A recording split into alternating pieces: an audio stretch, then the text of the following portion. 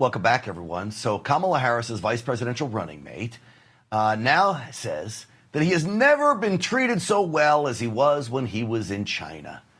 30 trips the guy made to China, being showered with all kinds of lavish gifts. And I will tell you the idea about the gifts. This is a CCP tactic, Chinese Communist Party tactic, to literally shower foreigners with gifts in order to recruit them into working and helping the Chinese Communist Party.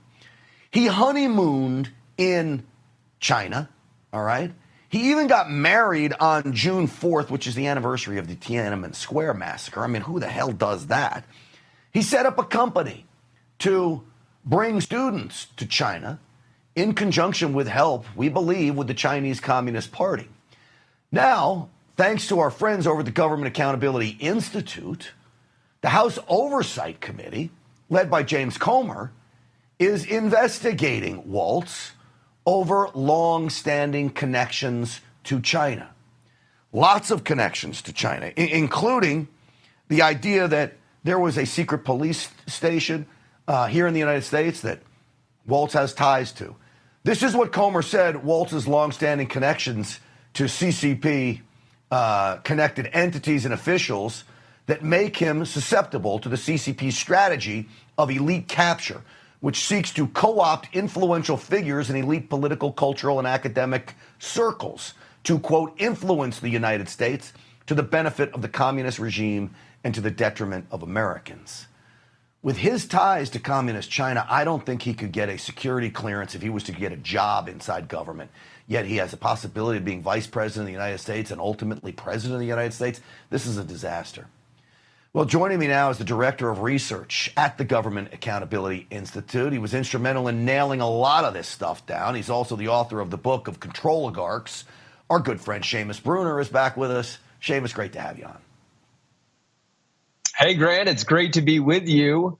We've been looking into elite capture over American politicians for since 2018, really, even before that. But with Joe Biden, we didn't think that it would be possible to have such a compromised candidate in the White House. And here you get Tim Walz. So we started at the very beginning with the 30 plus trips. He went over there in 1989, got all those gifts, sets up this for-profit entity, Educational Travel Adventures, Inc., with his wife, and they take hundreds of American students to China. Now, get this. He is telling these students when they're in Beijing and going all around China to downplay their Americanness. He doesn't want them acting like Americans. He wants them acting more like the Chinese. And so from there, that's the 90s, early 2000s.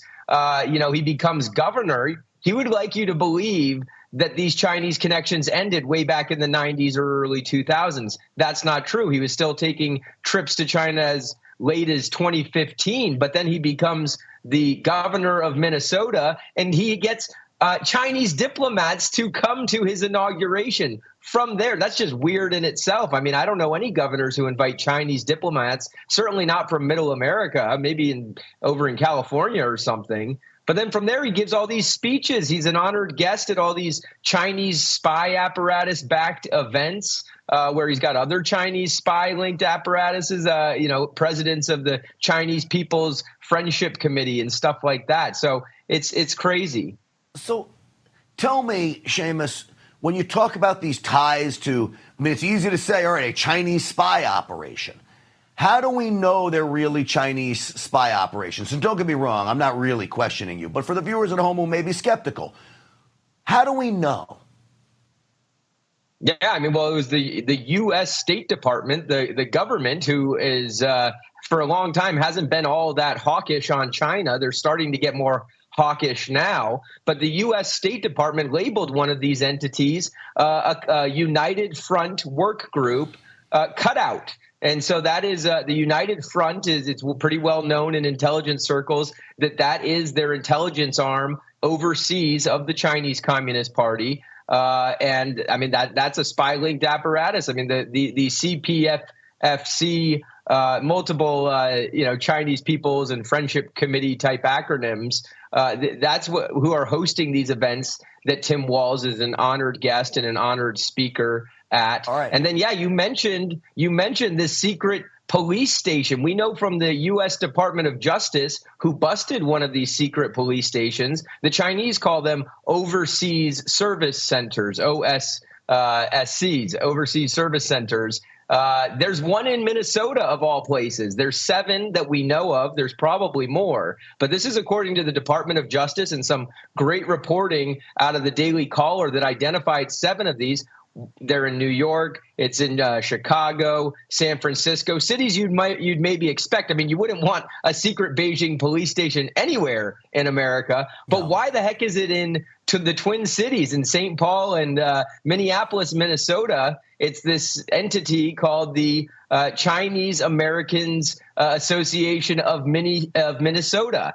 And this is sponsored events with Tim Walz. It's a partner with another organization where Tim Walz speaks every year. He's the keynote speaker. That's Global Minnesota. This is kind of one of the Controligarch entities in Minneapolis. But anyway, I mean, so that is what these police stations do is many people flee China criticizing Beijing, criticizing communism. They're dissidents. They seek asylum in the United States. Beijing doesn't like those people. It wants to track them down. It wants to harass, intimidate, maybe even disappear them. That's why the Department of Justice busted one of these outfits. Well, it's in Minneapolis. It's in Tim Walz's state, and it is the organization housing it has very close ties to Walz.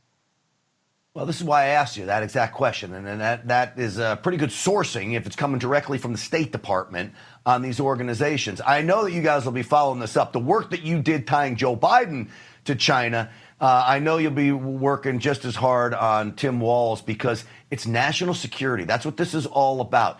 That's what you, Seamus Bruner, and Peter Schweizer, who you work with, we're all concerned about national security, and that's the end result here on all of this. Hey, I want to remind everybody, your book's Controligarchs. I urge people to get it. You sent me one. It's great. Seamus, thank you so much for coming on tonight.